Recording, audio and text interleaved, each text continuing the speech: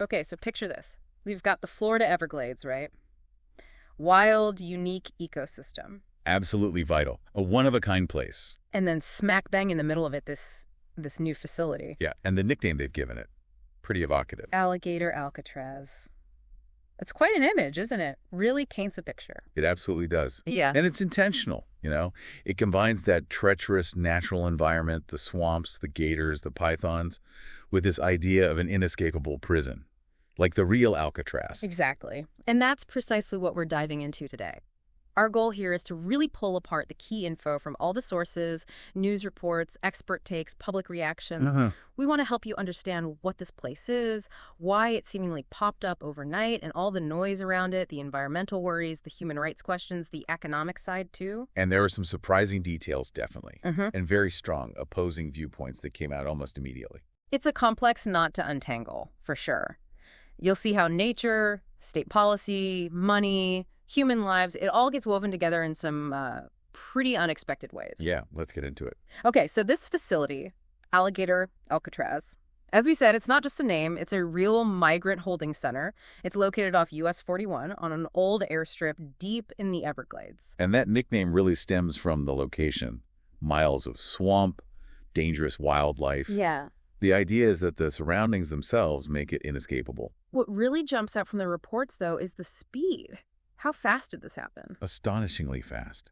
Florida officials are on record saying it was built in just 8 days. 8 days? Yeah, you look at the chopper footage, the aerials, you see rows of large tents, portable toilets, RVs, generators, all appearing very, very quickly. It wasn't gradual. It was like, boom, it's there. And it's not a small setup either. What are we talking about in terms of capacity? The initial plan is for up 3,000 migrants. Yeah. But there's potential for expansion mentioned. And there's also talk of housing another 2,000 at Camp Landing, which is a separate military site. Wow. And the security. Oh, it's significant.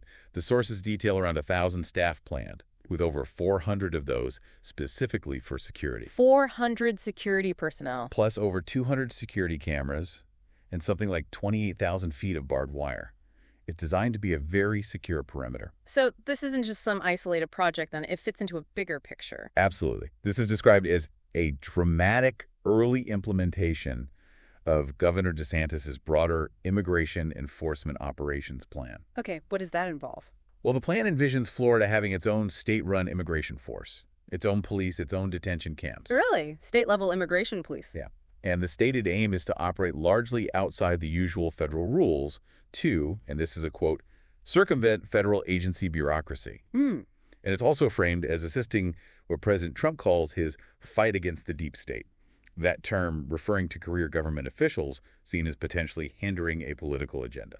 And the choice of this Everglades location, they were pretty explicit about why they picked it, weren't they? Very explicit. Florida's Attorney General, James Uthmeier, who's cited as a key architect of this plan, said, quote, "Mother Nature does a lot on the perimeter. There's really nowhere to go." Wow. He added, "If you're housed there, if you're detained there, there's no way in, no way out." So using the swamp itself as the main deterrent. Exactly. President Trump made similar comments, joking about alligator bodyguards and saying he wouldn't want to run through the Everglades for long. Yikes. And the White House press secretary, Caroline Leavitt, also described it as isolated, surrounded by dangerous wildlife, unforgiving terrain. Okay, the message is clear. And called it an efficient and low-cost way to help carry out a massive deportation campaign. The deterrence aspect, using the environment, is front and center. Which naturally brings us right to the environmental clash, because this isn't just any piece of land. Not at all. This facility is smack in the middle of one of Florida's most ecologically sensitive zones. It's basically bordered by Everglades National Park and the Big Cypress National Preserve. Areas that taxpayers have spent, what was it, billions? Billions, yeah, over decades. State and federal money poured into protecting and restoring this ecosystem. And it's not just about nature. It naturally filters drinking water for about 8 million Floridians. It's a critical resource. So how does the state respond to the environmental concerns? They must have a counterargument. They do. Governor DeSantis has pushed back hard, claiming zero environmental impact. Zero. Huh. His argument is that it's temporary, there's no new sewer construction involved, and he points to his record of funding Everglades restoration projects. He even framed it as enhancing the area because it's on an existing little-used airport site. And Kevin Guthrie, from the state's Emergency Management Division, added that the structures are aluminum frame, supposedly able to handle Category 2 hurricane winds. So temporary, well-built, no new permanent infrastructure. That's the official line. That's the line. But environmental groups are. Well, they're not buying it. Not at all. What are they saying? People like Eves, samples from Friends of the Everglades, state flatly that there will be an impact. You're going to have sewage generated, water being used, light pollution at night, all impacting the habitat. Right. Even if it's temporary, those things still happen. Exactly. And samples also raised alarms about process alleging the state skipped a required environmental review because technically it should be treated like a federal facility given its purpose.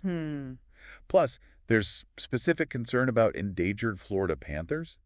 FWC maps apparently show their habitat right in that area. So this isn't just a minor disagreement. There's real pushback. Oh, definitely. Reports mention over 7,600 people writing to the governor and AG opposing it. And environmental groups, like Friends of the Everglades and the Center for Biological Diversity, actually filed a lawsuit trying to block the opening. A lawsuit already? Yes, calling the whole thing cruel and a direct threat to the ecosystem.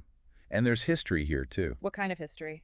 About 50 years ago, environmentalists fought tooth and nail to stop that exact same piece of land from becoming the world's largest airport. So for them, this is round two, essentially. Fascinating. Okay, so beyond the environment, let's shift to the humanitarian concerns. The rhetoric itself is pretty stark. It is. You have the Attorney General talking about detainees facing alligators and pythons with nowhere to go, nowhere to hide.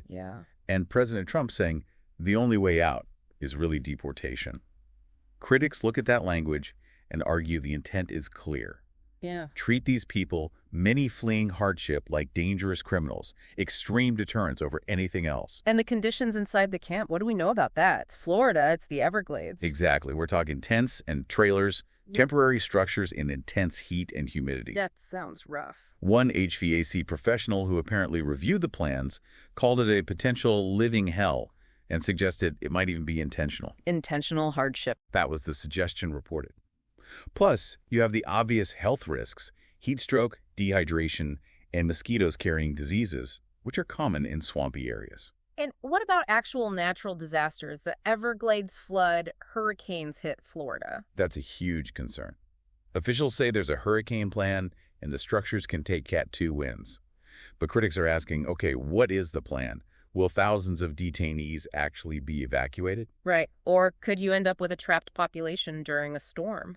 That's the fear. People invoke comparisons to Hurricane Katrina, worrying about a potential humanitarian crisis if a major hurricane hits that specific location. Okay, so conditions are one thing. What about the legal side? Due process. That's another major point of criticism. Representative Maxwell Frost, a Florida Democrat, called it cruel and inhumane. A key point raised is that many people detained in these situations haven't actually been convicted of any crime. They're awaiting immigration proceedings. They're not criminals. They're in the system. Correct. An immigration attorney, Indira Dameen, pointed to what she called an out-of-control targeting of immigrants, affecting not just the undocumented. Meaning? She cited examples of people with legal status, documented immigrants being picked up at routine check-ins or even during traffic stops, a shift in who's being targeted. And doesn't this connect to broader policy changes? It does.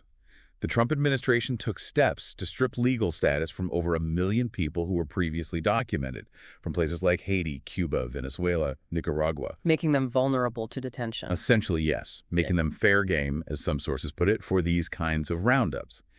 DeMine described the overall approach as horrifying, a threat to dignity, due process, basic constitutional rights. This all sounds incredibly expensive, too. Let's talk about the economics. Who's footing the bill? Okay, so the state initially allocated around $298 million for these broader enforcement efforts and facilities. Right. But the Alligator Alcatraz facility itself, the estimated annual running cost is pegged at $450 million. $450 million a year. That's a lot. Where's that coming from? And here's the really surprising part, according to the reports, that funding is expected from the Federal Emergency Management Administration. FEMA. The Disaster Relief Agency. How does that work? Well, that's exactly the point of contention. It apparently involves FEMA's Shelter and Services Program. But those funds were previously used to provide accommodation and aid to migrants. So using funds meant to help migrants to detain them instead. That's the criticism, yes. And also that it diverts money potentially needed for hurricane relief or other aid for citizens, which is obviously a very sensitive issue in Florida. It's seen by critics as a major controversial shift in how those federal dollars are used. Okay, but then there's this other economic angle. Florida actually needs immigrant labor, right? Massively. This is a huge paradox in this situation. You look at hospitality, for example. Michael Collins from Florida Gulf Coast University stated flat out the industry could not work at full capacity without foreign workers. Any specific numbers? Yeah, in Collier County, 85% of H-2B temporary workers, those are the seasonal, non-farm workers, were in food prep and serving. 85%. Wow. What about agriculture? That's huge in Florida. Same story. Alfie Oakes, described as a mega farmer and an ultra-conservative figure, actually praised his immigrant workers on H-2A visas, the seasonal farm workers. What did he say? He said they do an amazing job, much better than the domestic workers he used to get years ago, and that we couldn't do that without the help of this amazing team. So even staunch conservatives acknowledge the reliance. Right. And even President Trump acknowledged that farmers and the hotel leisure industries depend on these very good, long-time workers from the immigrant population. And it goes beyond just those sectors. Seems so. Thomas Kennedy from the Florida Immigrant Coalition linked Florida's declining citrus production partly to labor issues. He also pointed out that Florida's overall population growth is slowing and argued that future growth would likely have to come from immigration. So what's the bottom line economically, according to experts? The warnings are pretty stark. Multiple economic and immigration experts quoted in the sources warn that carrying out mass sweeps, detentions, and deportations on the scale envisioned could actually ruin Florida's economy. Ruin it! That's strong language. Because so many key sectors, healthcare, farming, landscaping, hospitality, are incredibly dependent on immigrant labor, both documented and undocumented. These experts argue the state administration has no feasible alternative labor source if they remove vast numbers of immigrants, yet in their view, the state won't admit how much it needs more immigrants, not fewer. It's a major contradiction at the heart of the policy. So wrapping this up, this deep dive into Alligator Alcatraz really shows us a facility born out of speed and political will, placed in a deeply controversial location. Yeah, and sparking these intense debates across the board: environmental impact, human rights, conditions, due process, and these huge economic questions. It feels like a small snapshot of a much bigger national discussion playing out right there in the Everglades. It really does. It highlights how a single policy decision, even one framed around efficiency or security, can send ripples through an entire ecosystem, drastically affect human lives, and potentially reshape a state's whole economic foundation, often in ways that maybe weren't fully anticipated. Which leaves us with a pretty big question to think about, doesn't it? Given everything we've seen here, the politics, the economic realities, the environmental fragility, what does the future of immigration enforcement really look like? Not just in Florida, but maybe for the whole country. Right. And maybe more specifically, what are the long-term unintended consequences when you start building policy quite literally on Mother Nature's perimeter? What happens down the road?